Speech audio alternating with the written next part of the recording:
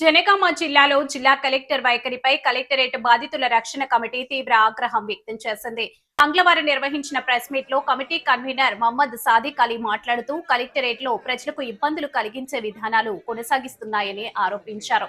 ప్రజల వాహనాలకు cellar parking ను ఉచితంగా అనుమతించడంతో పాటు గతంలో తొలగించిన దళిత బీసీ మహిళల టీ స్టాళ్లను పునరుద్ధరించాలని డిమాండ్ చేశారు. ఐకేపీ కేంద్రాల్లో నిల్వ ఉన్న వరి, మొక్కజొన్న ధాన్యాన్ని వెంటనే కొనుగోలు చేసి రైతులను ఆదుకోవాలని, ఇందిరమ్మ ఇళ్ల నిర్మాణాలకు ఇసుక కొరత లేకుండా చర్యలు తీసుకోవాలని కోరారు.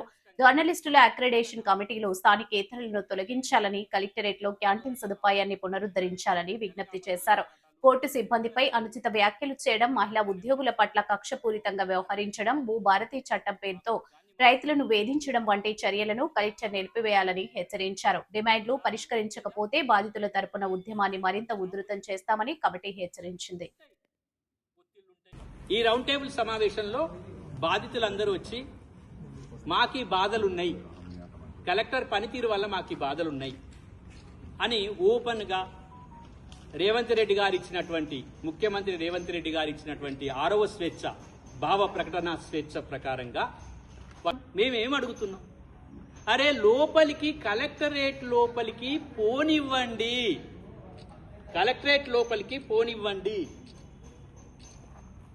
కలెక్టరేట్లో మమ్మల్ని అనుమతించండి, మా బాధలు వినండి, మాకు అనేకమైన పనులున్నాయి, ఆ పనులకు సంబంధించి మీరు వినండి అంటే మా వెహికల్స్ని అక్కడ ఆపేసి రోడ్డు మీద పెట్టమన్నారు. రోడ్డు మీద ఎక్కడైనా వెహికల్స్, ఎన్ని వెహికల్స్ పెట్టగలుగుతాం రోడ్డు మీద? Under transparency of the government, how this collectorate can be behaved? Transparency ఎక్కడుంది? పారదర్శకత ఎక్కడుంది? మమ్మల్ని తొలగించిన టీ స్టాల్ను వెంటనే అక్కడ పెట్టాలబ్బా.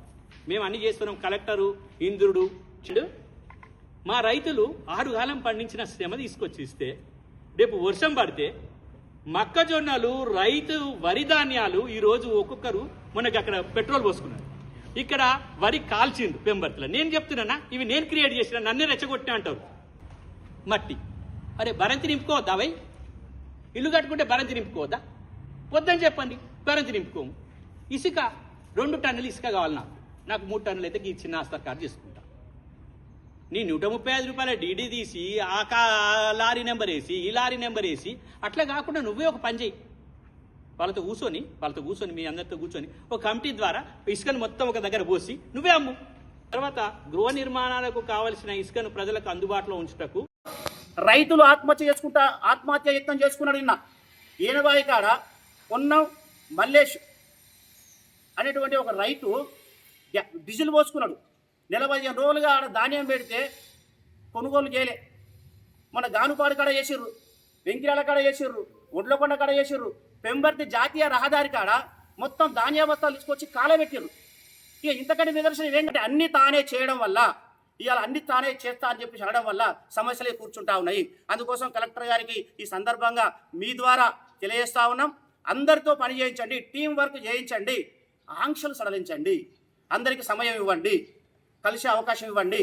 దాంతోపాటుగా ఏదైనా మెమోరాండం ఇద్దామని పోతారు, ఏ పార్టీ అయినా ఉండొచ్చు, సిపిఎం అని అంటే నేను కాంగ్రెస్ అయి ఉండొచ్చు, బీజేపీ అయి ఉండొచ్చు, టీఆర్ఎస్ అయి ఉండొచ్చు, సంస్థలు అయి ఉండొచ్చు, ఇలా తీర్మాన పార్టీ అయి ఉండొచ్చు, కవితక్క పార్టీ అయి ఉండొచ్చు. ఓ మెమోరాండం ఇవ్వడం కోసం పోతాం. ఓ 4 ప్రజలకు అవకాశం ఇవ్వండి, ఓ ఫోటో తీసుకొని ఇవ్వండి, పత్రికకి ఇవ్వనివ్వండి. పత్రిక వచ్చేస్తే ప్రభుత్వం దృష్టికి పోతుంది, ఇంటెలిజెన్స్ చూస్తుంది, దాంతోపాటు డిపిఆర్ చూస్తాడు, ఆ వార్తలు తీస్తారు, ఆయా డిపార్ట్మెంట్లకు పంపుతారు, ప్రభుత్వానికి పంపుతారు. అంటే ఇవాళ ప్రభుత్వానికి సమస్యలు తెలియకుండా ఉండాలి అని చెప్పేసి అంటే కలెక్టర్ గారు మెమోరాండం ఒక్కనే రమ్మంటాడు, ఒక్కరితో తీసుకుంటాడు, ఫోటో దిగనంటాడు. దాని తర్వాత ఓ చిట్టి పంపుతారు. వాస్తవం ఏంటి, కలవాలంటే చిట్టి పంపాల్సిందే. తనకు నచ్చితే మాత్రం రమ్మంటాడు, నచ్చకపోతే వెళ్ళగొడతాడు. అయ్యో, ఈ రకంగా ఇవాళ కలెక్టర్ గారి తీరు ఉన్నది. ఈ కలెక్టర్ గారి తీరు వల్ల ప్రజలు, ప్రజాప్రతినిధులు, విలేకరులు, దాంతోపాటు అడ్వకేట్లు, ఒక వర్గం కాదు అన్ని వర్గాల ప్రజలు ఇబ్బంది పడతా ఉన్నారు. దయచేసి ఈ అంశాన్ని ముఖ్యమంత్రి రేవంత్ రెడ్డి గారు, ఇక మేము కలవంది ఒక్కరినే, ఇక ముఖ్యమంత్రి రేవంత్ రెడ్డి గారినే, ఈ జిల్లాలో ఉన్నటువంటి 2 ఎమ్మెల్యేలను కలిసిన 3వ వ్యక్తి కలుద్దామంటే మేడం లేదు ఇక్కడ, మేడం అమెరికాలో ఉన్నారు ఝాన్సీ రెడ్డి గారు.